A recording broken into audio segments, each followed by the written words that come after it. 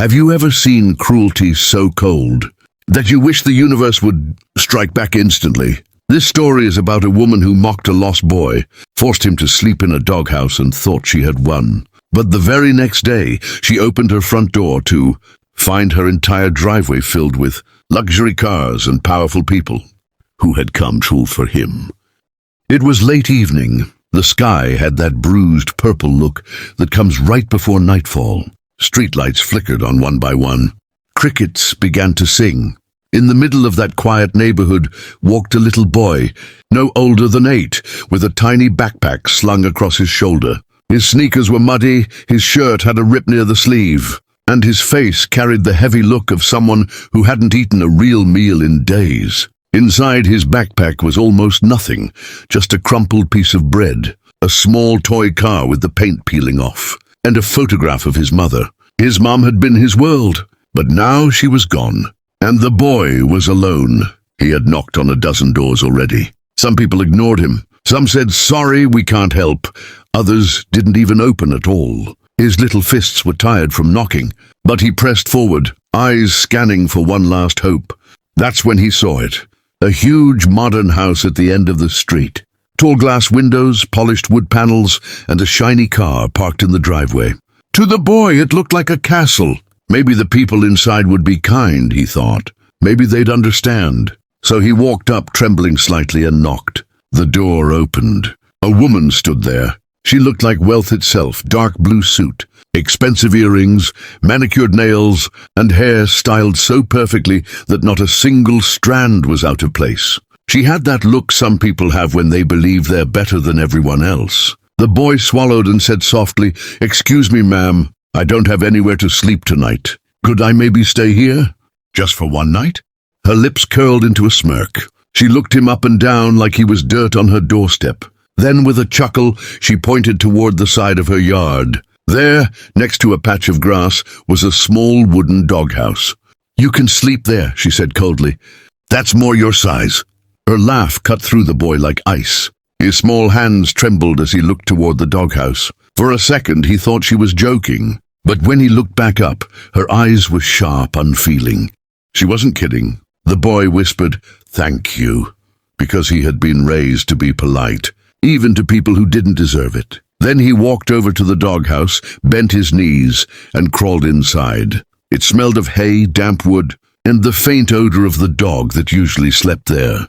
The woman closed her door with a slam, the sound echoing in the boy's ears like rejection itself. Inside the doghouse, curled up in a ball, he tried to stay warm. He pulled his backpack close, clutching the photograph of his mom. He whispered into the darkness, "Mom, I hope you can see me." "I'll be okay. I'll be strong." But silent tears slipped down his cheeks anyway. That night was long. Cold air crept into his bones. Every little sound made him flinch. The distant bark of another dog, the hoot of an owl, the crunch of leaves under some passerby's feet. He prayed quietly, hoping that morning would come quickly. What the woman didn't know, what she couldn't possibly imagine, was who that boy really was. Morning came, and with it came noise. Not the usual birdsong or lawnmowers, but the low, rumbling sound of engines. Not one engine, dozens. Neighbors peeked out their curtains and gasped. The street had filled with luxury cars, one after another, pulling up in front of her house. Sleek black Mercedes, Lamborghinis with doors that lifted like wings, a row of Rolls-Royces shining like jewels in the sun. Engines purred as doors opened, and out stepped men and women dressed in tailored suits, polished shoes, and expressions of importance. They weren't just random rich people. These were leaders, business partners, people with influence. At the center of it all, a tall man stepped out of a black car. His presence commanded silence. His suit was sharp, his watch gleamed, and his face carried a mixture of power and sorrow. This was the boy's father. The boy ran from the doghouse, eyes lighting up for the first time in days. "Dad!" he cried. The man bent down, scooping him up into his arms, holding him tight against his chest. The father's jaw tightened as he looked toward the house, toward her.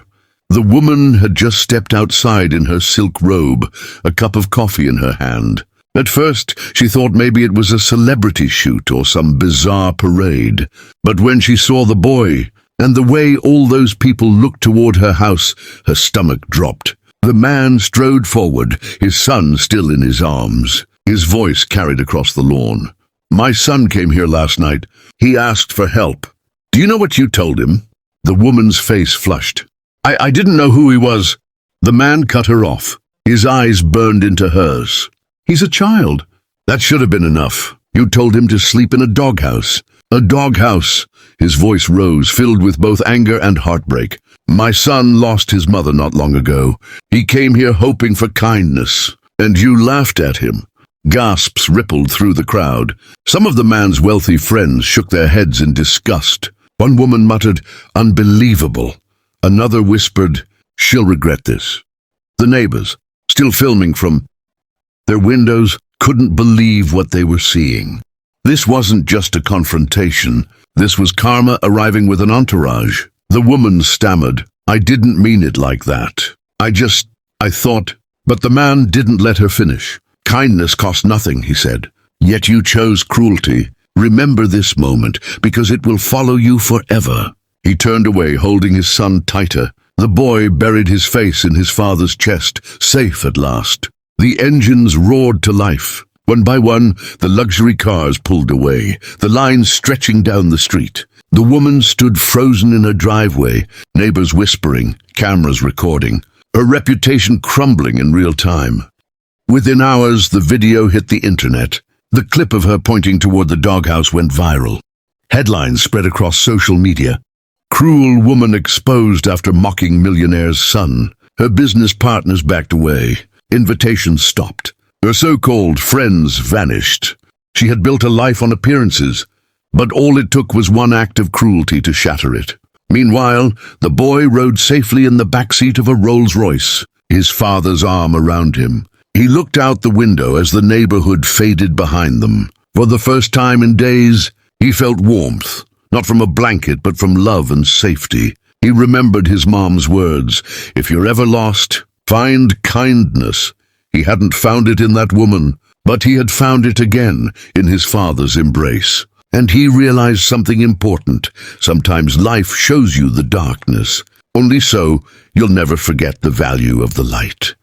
So what's the lesson here? One night, one choice, one sentence. It can define you forever. The woman thought she was powerful, but power without kindness is nothing. The boy thought he was alone, but he wasn't. And the world was reminded that even the smallest act of cruelty can echo louder than you ever imagined.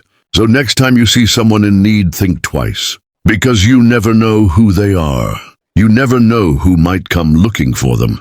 And you never know what your actions will cost you.